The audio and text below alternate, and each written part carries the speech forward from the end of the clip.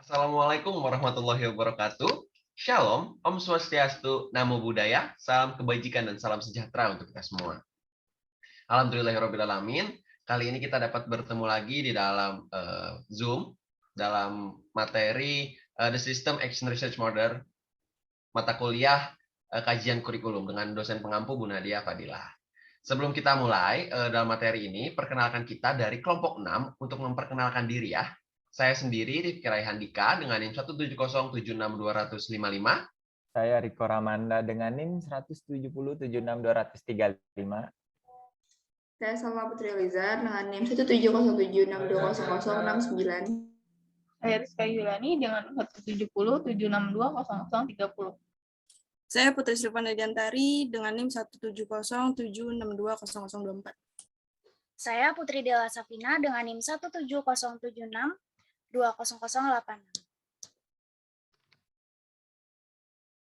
Oke, sebelum kita mulai ke materi nih teman-teman, teman-teman tuh ada yang tahu dulu nggak sih apa itu The Systematic Action Research Model? Oke, jadi The Systematic Action Research Model atau yang biasa dikenal juga sebagai model pemecahan masalah adalah model perkembangan yang didasarkan pada asumsi bahwa perkembangan kurikulum itu merupakan perubahan sosial, di mana hal itu mencakup suatu proses yang melibatkan kepribadian, orang tua siswa, guru, sistem sekolah, pola hubungan pribadi, dan kelompok dari sekolah dan masyarakat. Nah, kurikulum ini dikembangkan dalam konteks harapan warga masyarakat, para orang tua, pokoknya segala stakeholder yang berhubungan pendidikan itu mempunyai pandangan tentang bagaimana pendidikan, bagaimana anak belajar, bagaimana caranya mereka belajar, dan bagaimana peranan kurikulum dalam pendidikan itu dan pengajaran itu bisa dilaksanakan. Penyusunan kurikulum harus memasukkan pandangan dan harapan-harapan masyarakat, dan salah satu cara untuk mencapai itu adalah dengan prosedur action research. Nah, teman-teman, model The Systematic Action Research ini adalah salah satu model kurikulum yang bersumber pada pendidikan klasik, di mana kurikulum ini lebih mengutamakan isi pendidikan, sehingga akhirnya kurikulum ini lebih bersifat intelektual.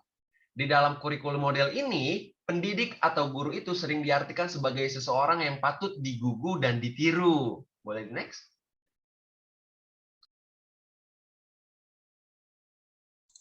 Oke, selanjutnya ada hubungan antar manusia. Nah, hubungan antar manusia ini merupakan makhluk sosial yang membutuhkan manusia lainnya dalam menjalani hidup. Hubungan antar manusia yang berarti merupakan interaksi individu antar individu dalam setiap situasi dan dalam setiap bidang kehidupan. Boleh di next? Nah, selanjutnya tujuan dari hubungan antar individu. Dari tujuan hubungan antar manusia yang pertama yaitu menemukan jati diri. Nah, setiap individu dapat menemukan jati dirinya sendiri, seperti mengetahui siapa diri mereka, atau juga mengetahui kekurangan maupun kelebihan yang ada pada diri mereka, baik itu secara sadar maupun mendapatkan masukan dari orang lain. Yang kedua, menemukan dunia luar. Nah, dengan berinteraksi dengan banyak orang, tentu saja dapat membuka wawasan kita mengenai hal-hal yang ada di luar sana.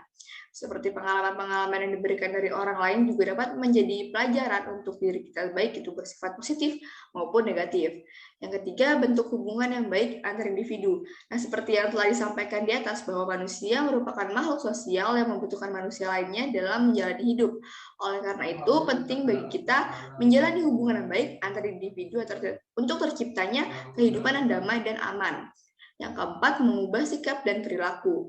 Nah, jika kita melakukan hubungan sosial antar individu, pastinya hal tersebut membawa pengaruh terhadap diri kita.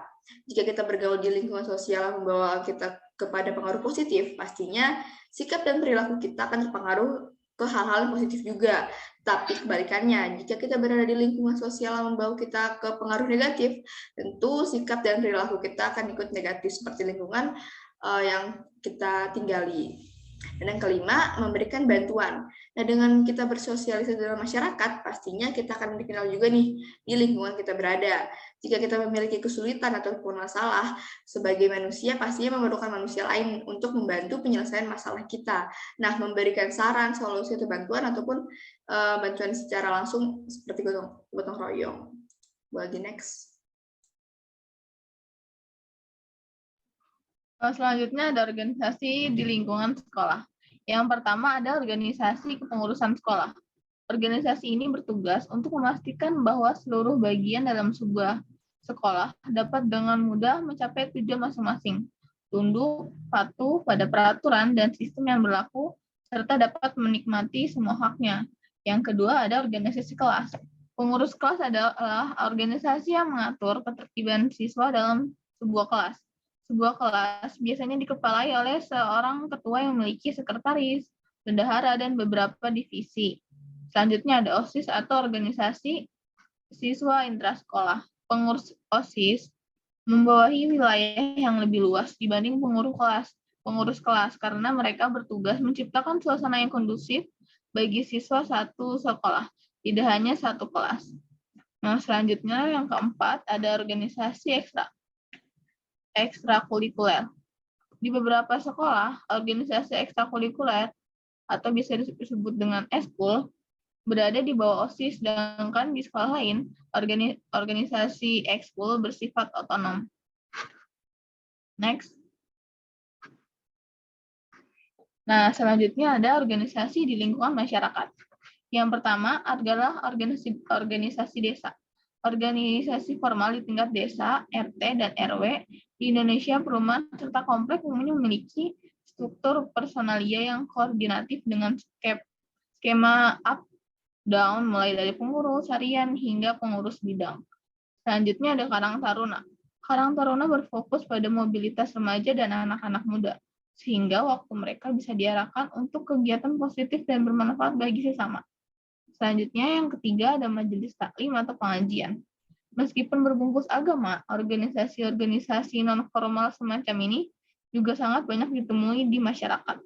Segmentasi masing-masing forum biasanya berbeda, mulai dari remaja, bapak-bapak, ibu-ibu, hingga lansia.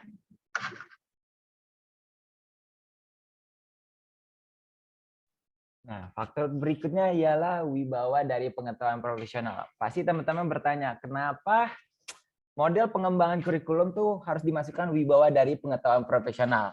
Yang kasih contohnya begini deh teman-teman. Pasti kalau untuk membuat suatu rancangan ke depan dalam jangka yang panjang, nah teman-teman pasti dibutuhkan pendapat dari seorang ahli untuk dijadikan sebagai acuan atau dasar. Maka dari itu, wibawa pengetahuan dari profesional itu dibutuhkan untuk dijadikan landasan dan dasar dalam pembuatan kurikulum selanjutnya. Seperti itu.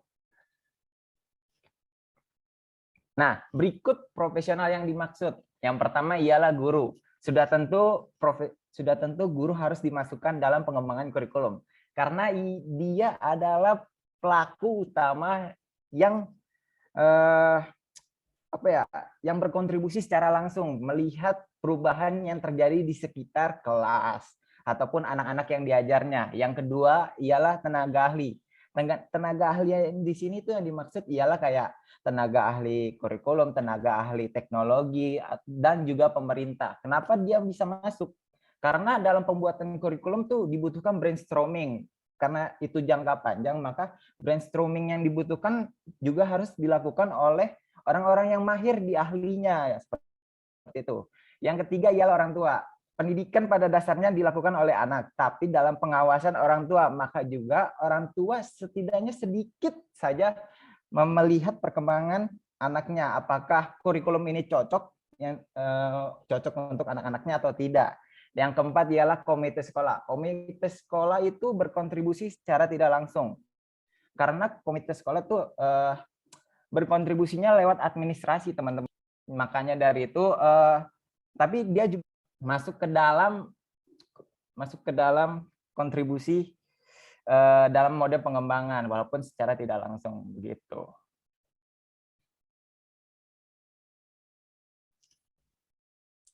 Oke, baik. Selanjutnya di sini ada langkah-langkah penyusunan dan juga pengembangan. Kita bahas dari langkah-langkah dalam penyusunan dari kurikulum jenis ini. Yang pertama adalah melakukan kajian tentang data-data yang dikumpulkan sebagai bahan penyusunan si kurikulum tersebut. Nah, dari data atau informasi yang dikumpulkan, hendaknya itu harus valid dan juga reliable, sehingga nantinya akan dapat digunakan sebagai dasar yang kuat dalam pengambilan keputusan penyusunan untuk si kurikulum tersebut. Nah, ketika datanya itu lemah, maka akan mengakibatkan kesalahan dalam pengambilan keputusan. Nah, berdasarkan keputusan ini, disusunlah rencana yang menyeluruh tentang cara-cara mengatasi masalah yang ada. Untuk yang kedua, melakukan implementasi atas keputusan yang dihasilkan pada si langkah yang pertama. Nah, dalam proses ini akan diperoleh data-data atau informasi baru yang selanjutnya akan dimanfaatkan untuk mengevaluasi masalah-masalah yang muncul di lapangan sebagai bentuk upaya tindak lanjut untuk memodifikasi atau memperbaiki si kurikulum. Oke, next. Oke, selanjutnya ada langkah pengembangan model. Nah, yang pertama ini ada studi diagnostik masalah dalam kelas atau sekolah. Nah, dalam kegiatan proses pembelajaran di sekolah, pastinya guru akan berhadapan dengan sejumlah dari berbagai karakteristik si peserta didik yang banyak dan juga beraneka ragam gitu. Nah, dikatakan seperti itu karena peserta didik ada yang dapat menempuh kegiatan dalam proses belajar secara lancar dan berhasil tanpa mengalami suatu kesulitan. Namun, pada sisi lain, si peserta didik ini akan mengalami beberapa dan juga berbagai kesulitan dalam proses belajarnya. Nah, hal tersebut bisa dikatakan sangat wajar karena mengingat mereka juga berasal dari ruang lingkup keluarga dan juga lingkungan yang berbeda-beda pula. Oke, baik. Poin selanjutnya itu ada mengidentifikasi faktor-faktor yang mempengaruhinya. Nah, teman-teman harus tahu nih bahwa ada 3 faktor yang mempengaruhi pengembangan model kurikulum ini. Yang pertama itu ada perguruan tinggi. Biasanya itu kita bisa lihat dari segi pengembangan ilmu pengetahuan dan teknologi yang dikembangkan di perguruan tinggi umum. Kemudian kita juga bisa melihat pada segi pengembangan ilmu pendidikan dan keguruan, serta persiapan guru-guru lembaga pendidikan, tenaga kependidikan, seperti LPTK dan yang lainnya. Yang kedua, ada masyarakat. Nah, sekolah ini merupakan bagian dari masyarakat, yang diantaranya itu bertugas mempersiapkan anak didik untuk dapat hidup secara bermartabat di masyarakat. Kemudian, sekolah ini sangat dipengaruhi oleh lingkungan masyarakat di tempat sekolah tersebut berada. Isi kurikulumnya itu hendaknya mencerminkan kondisi masyarakat, penggunanya, serta upaya memenuhi kebutuhan dan tuntutan mereka.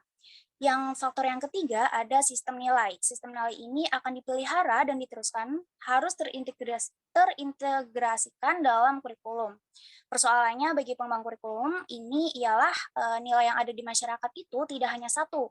Masyarakat umumnya itu heterogen, terdiri dari berbagai kelompok etnis, kelompok vokasional, kelompok intelek, kelompok sosial, dan kelompok spiritual keagamaan yang masing-masing kelompok itu memiliki nilai yang berbeda dan tidak sama. Kemudian langkah selanjutnya itu ada merencanakan pemecahan masalahnya. Nah, siswa harus mampu memikirkan langkah-langkah yang penting dan saling menunjang untuk dapat memecahkan masalah yang dihadapinya. Kemampuan berpikir yang tepat hanya dapat dilakukan jika siswa telah dibekali pengetahuan yang cukup sebelumnya. Bukan hal yang baru sama sekali, tetapi pengetahuan yang serupa dengan permasalahan yang dihadapi. Nah, ada banyak cara nih untuk masuk akal dalam memecahkan masalah tersebut. Keterampilan dalam memilih strategi yang tepat dan terbaik merupakan belajar dengan memecahkan masalah yang banyak.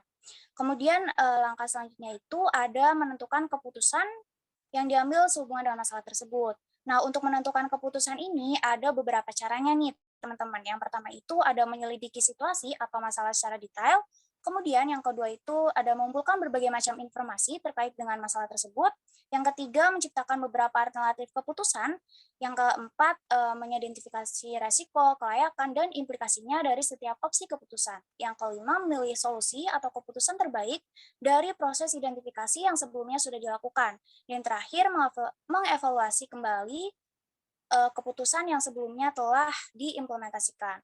Kemudian langkah selanjutnya itu ada melaksanakan keputusan yang telah diambil dan menjalankan rencana yang telah disusun. Nah, kita ini harus memilih keputusan yang terbaik setelah menimbang faktor internal dan eksternal. Keputusan yang diambil ini harus sesuai dengan tujuan dan membantu menyelesaikan beberapa tantangan yang dihadapi nantinya.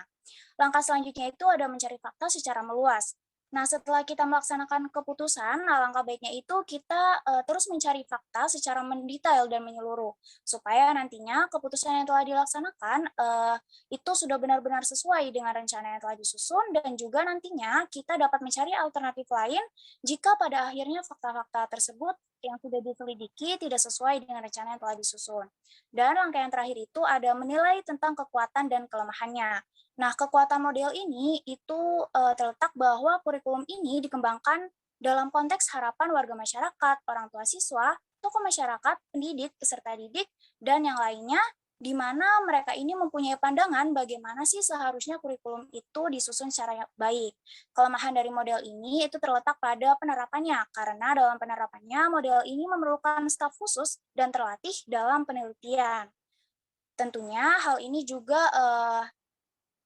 dalam pelaksanaan itu membutuhkan biaya yang besar. Nah, yang terakhir dari pengembangan kurikulum model ini adalah cara penyajian pelajaran dari kurikulum model ini. Yang pertama, itu materi pelajaran disampaikan secara hierarki naik. Maksudnya apa sih, Dika? Yakni tingkatan materi yang akan disampaikan dimulai dari yang mudah dahulu ke materi yang lebih sulit. Contohnya kayak gimana? Contohnya dalam pengajaran pada jenjang kelas yang rendah. Diperlukan alat bantu pelajaran yang masih relevan dong. Nah, hal ini yang dilakukan guna membentuk konsep real ke konsep yang lebih abstrak pada jenjang berikutnya. Yang kedua, itu ada penyajian materi yang dilakukan berdasarkan prasyarat. Di dalam pengajaran untuk memahami suatu konsep tertentu, diperlukan pemahaman konsep lainnya yang telah didapat atau diperoleh sebelumnya. Jadi kita bisa menggunakan informasi-informasi yang telah kita gali sebelumnya itu untuk dipakai di kedepannya. Yang ketiga, itu ada pendekatan dilakukan secara induktif. Maksudnya adalah materi yang disampaikan itu dilakukan dari hal-hal yang bersifat umum menuju kepada bagian-bagian yang telah lebih spesifik. Yang terakhir itu urutan penyajian itu harus bersifat kronologis. Jadi di dalam penyampaian materi itu selalu diawali dengan menggunakan materi-materi yang udah pernah terlewati.